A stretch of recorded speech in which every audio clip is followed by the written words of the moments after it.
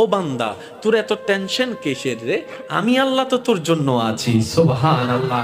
আমি আছি না তোর? আরে যার কেউ নাই তাই না টেনশন করে, যার টাকা নাই সে টাকা নিয়ে টেনশন করে, যার অভিভাবক নাই সে অভিভাবক নিয়ে টেনশন করে, যার মোবাইল নাই সে মোবাইল নিয়ে টেনশন করে। আরে আমি আল্লাহ তো আছি তোর, আমি আল্লাহ তো আছি যিনি ইন্নাল্লাহা আলা কুল্লি শাইইন কাদির। আমি আল্লাহ রহমান তো আছি, আমি রহিম তো আছি, আমি গফফার তো আছি, আমি সত্তার তো আছি। সুবহানাল্লাহ। আমি গফফার তো আছি, আমি রাজ্জাক তো আছি।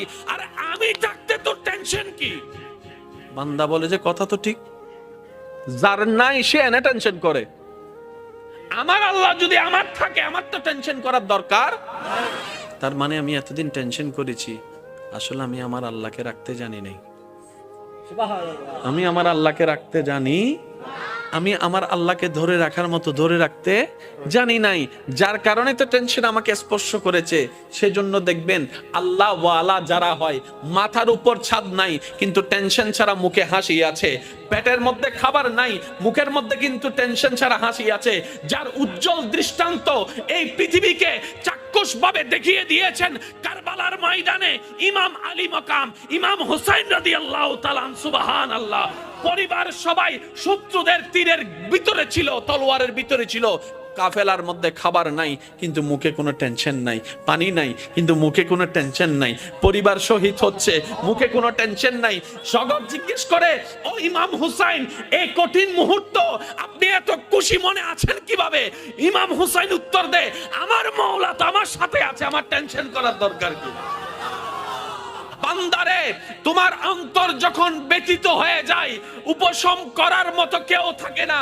দুঃখ ভুলার জন্য যখন তুমি তোমার আপনা মানুষের হাতটা ধরে দুঃখ ভুলার চেষ্টা করো, 2 দিন পরে দেখা যায় সে আপনা মানুষটাই অন্যের সাথে হাত মিলিয়ে তোমার সাথে প্রতারণা করে, তোমাকে ধোঁকা দেওয়ার চেষ্টা করে। কথা বলেন ঠিক কি না? বান্দারে, তুমি যখন অশ্রুসিক্ত নয়নে কান্না করতে থাকো, কার জন্য কি করেছি, কে আমার জন্য কি করেছে, সেই হিসাব মিলাতে মিলাতে বান্দা একবার দেখো না আমি রবের দিকে। সুবহানাল্লাহ। একবার তাকাও তোমার মনের চোখ দিয়ে আমি রবের দিকে। তুমি আমাকে ডাকো নাই কিন্তু আমি ফজরের নামাজ না পড়া সত্ত্বেও তোমাকে ফজরের নাস্তার ব্যবস্থা করে দিয়েছিলাম। সুবহানাল্লাহ। বান্দা, তুমি আমার জমিনে দাঁড়িয়ে 1000 গুনাহ করেছো আমার আদেশ অমান্য করে, কিন্তু আমি তোমার পা ভেঙে দিই নাই, বরং হাঁটার জন্য শক্তি দিয়েছি। বান্দারে, তোমার প্রতিটা মুহূর্তে কেউ তোমার খেয়াল রাখে নাই, আমি রহমানের রহমত তোমার খেয়াল রেখেছে। সুবহানাল্লাহ। বান্দারে, তুমি যখন ব্যথিত হৃদয় নিয়ে রাতের অন্ধকারে রুমের মধ্যে কান্না করো যে কেউ নাই আমার পাশে, তখন আমি রব ডাক দিয়ে বলি, ইন্নাল্লাহ মানা, আমি রব তোর সাথেই আছি। বলেন সুবহান। ফাযকুরুনি, তুই বান্দা আমাকে ডাকতে দেরি, আযকুরুকুম, সারা দিতে আমার দেরি হবে না। ফাযকুরুনি, বান্দা তুই আমাকে স্মরণ করতে দেরি, আযকুরুকুম, তোকে স্মরণ করতে আমার দেরি হবে না। এক কথায় ফাযকুরুনি, বান্দা অভাবে পড়ে তুই আমাকে স্মরণ কর, আযকুরুকুম, অভাব থেকে মুক্তি করার মাধ্যমে আমি তোকে স্মরণ করব। সুবহান। ফাযকুরুনি, বান্দা বিপদে পড়ে তুই আমাকে স্মরণ কর, আযকুরুকুম, বিপদ থেকে উদ্ধার করে মাধ্যমে আমি তোকে স্মরণ করব।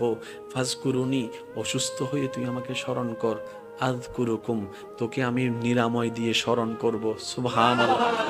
ফাযকুরুনি, তুই ঋণে পড়ে আমাকে স্মরণ কর, আযকুরুকুম, আমি ঋণ মুক্তি দেওয়ার মাধ্যমে তোকে স্মরণ করব। ফাযকুরুনি, তুই পারিবারিক অশান্তির মাধ্যমে আমাকে স্মরণ কর, আযকুরুকুম, শান্তি দেওয়ার মাধ্যমে আমি তোকে স্মরণ করব। ফাযকুরুনি, বউয়ের অত্যাচার, স্বামীর অত্যাচার, এলাকার অত্যাচার, পরিবারের অত্যাচার, বাবা চাচা মামার অত্যাচারে তুই ধৈর্য ধরে আমাকে স্মরণ কর, আযকুরুকুম, বিজয়ের দেওয়ার মাধ্যমে আমি তোকে স্মরণ করব। আপনাকে আমাকে রবের দিকে নিয়ে যাই, যে কষ্ট আপনাকে আমাকে নামাজের সিজদার দিকে নিয়ে যাই, যে যন্ত্রণা আপনাকে আমাকে তাহাজ্জুদ নামাজের দিকে নিয়ে যায়, যে দুঃখ কষ্ট যন্ত্রণা আমাদেরকে আল্লাহর সবরের দিকে নিয়ে যায়, সেই দুঃখ কষ্ট বাহ্যিকভাবে দুঃখের হলো, পরকালের চোখ দিয়ে তাকালে দেখবেন প্রত্যেকটা জায়গায় নিয়ামত আর নিয়ামত। কেমন নিয়ামত? ওই দুঃখটা আসার কারণে আপনি ধৈর্য ধরেছেন, ধৈর্য ধরার কারণে আল্লাহর প্রিয় হতে শুরু করেছেন। ওই ধনওয়ালা বেশিরভাগ পরিবারের সন্তানরা দেখবেন মা বাবাকে সম্মান করে না। ধনওয়ালার বেশিরভাগ পরিবার, আমি সবার কথা বলছি না, বারবার বলছি, কিছু কিছু পরিবারকে দেখবেন আপনি যেখানে মেয়েরা কাপড়ে ঠিক থাকে না, সম্পর্কে ঠিক থাকে না, সেই তুলনায় তো আপনার পরিবার অনেক ভালো আছে। হয়তো খাবারের কষ্টটা হচ্ছে আর কি, হয়তো বেতনটা দিতে একটু কষ্ট হয়ে যাচ্ছে আর কি, কিন্তু ইজ্জত তো নিলামে তুলেন নাই, ইজ্জত তো নিলামে তুলেন নাই। যাই কিছু হোক, ইজ্জত নিয়ে তো আছেন। আর সবাই হয়তো এই কথাই একমত হবেন, একজন মানুষের জীবনে দুনিয়ার বিষয়ে সবচাইতে দামি সম্পদের নাম হচ্ছে ইজ্জত সম্মান। ইজ্জত সম্মানের চাইতে দামি কোনো কিছু হতে পারে? আপনি যদি আমাদেরকে সম্মান দিয়ে শাক দিয়েও বাদ দেন, আর যদি অপমান করে পোলাও রোজ বিরিয়ানি দেন, কথা বলতে হবে তো, অপমান করে যদি পোলাও রোজ বিরিয়ানি দেন এখানে যাবে না। আর যদি সম্মান দিয়ে একটু শাক দিয়ে লবণ দিয়ে বাদ দেন, ভাই আপনার জন্য অনেক মেহমানদারি করার ইচ্ছা ছিল কিন্তু আমার তো তৌফিক নেই, একটু ভাত আর লবণ, আপনি খুশি মনে খাইতে পারবেন, কারণ সেখানে আপনি সম্মান দেখেছেন, সেখানে আপনি ভালোবাসা দেখেছেন। সুবহানাল্লাহ। যাদের ধন বেশি ওনারা মনে করে, আমরা যারা ধন নাই তারা মনে করে কি আল্লাহ তাআলা খুশি হলে ধন দেয়, আল্লাহ খুশি হলে গাড়ি দেয়, আল্লাহ খুশি হলে বাড়ি দেয়, আল্লাহ খুশি হলে ব্যবসা দেয়, আল্লাহ খুশি হলে চাকরি দেয়, আল্লাহ খুশি হলে রাজত্ব দেয়, আল্লাহ খুশি হলে জায়গা দেয়। শ্রদ্ধার সাথে বলি, না রে না ভাই, আল্লাহ খুশি হলে রাজত্ব দেয় না। এরকম হলে তো ফেরাউনের উপর আল্লাহ খুশি, এটা প্রমাণ হয়ে যেত।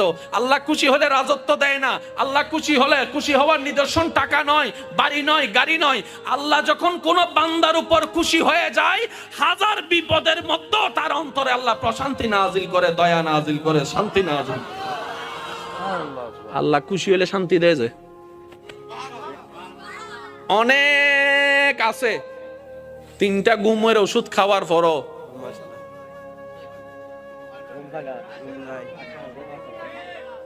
আরেকজন বাঙ্গা ঘরে থাকে, বাট্টা খাওয়ার পরে, নামাজ পড়ে বাট্টা খাওয়ার পরে যখন শুই,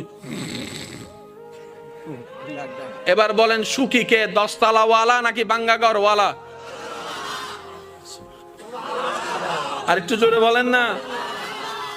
10 কোটি টাকা ওয়ালা, জামাইয়ের সাথে বউয়ের দেখা হয় না, বউয়ের সাথে জামাইয়ের দেখা হয় না, এক টেবিলে কখন ভাত খাইছে খবরও নাই, কারণ স্বামী স্বামীর জায়গায় ব্যস্ত, স্ত্রী স্ত্রীর জায়গায় ব্যস্ত, ছেলে ছেলের রাজত্বে, মেয়ে মেয়ের রাজত্বে, সব আছে কিন্তু ওই যে একটা মায়া মহব্বত নাই। কারণ যা কিছু দরকার হয় হোয়াটসঅ্যাপে মেসেজ, পাপ্পা আমার এটা লাগবে, উনি এখান থেকে মেসেজ দেয়, ঠিক আছে ম্যানেজারকে বলে দিচ্ছি তুমি নিয়ে নিও। চেহারা যে দেখবে সেটা পর্যন্ত দেখা হয় না। অথচ আপনার সন্তানের একটা কলম লাগলো আপনার পিছনে 3 ঘন্টা ঘুরে, বাবা ও বাবা ও বাবা একটা কলম দাও না, ও বাবা একটা জুতা কিনে দাও না, ও বাবা একটা কাপড় কিনে দাও না। বাবা ডাকটাও আপনি শুনেন, আব্বু ডাকটাও শোনার শান্তি আপনি পেয়ে যাচ্ছেন এই গরিবী জিন্দেগির মধ্যে। সেজন্য মনে রাখবেন, গরিবিটাও পরীক্ষা, বড় লোকিটাও পরীক্ষা, বুঝার জন্য বড়া।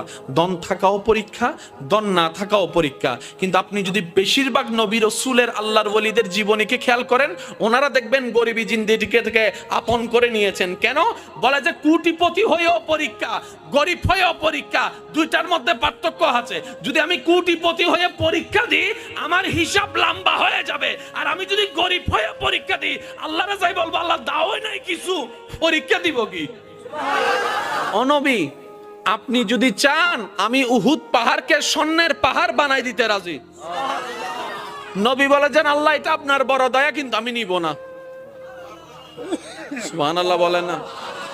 আল্লাহ বলে যে ও নবী আপনি যদি চান ডেইলি 4 বেলা জান্নাত থেকে খাবার আমি আল্লাহ পাঠাবো, এটা আমার জন্য কোনো ব্যাপারই না।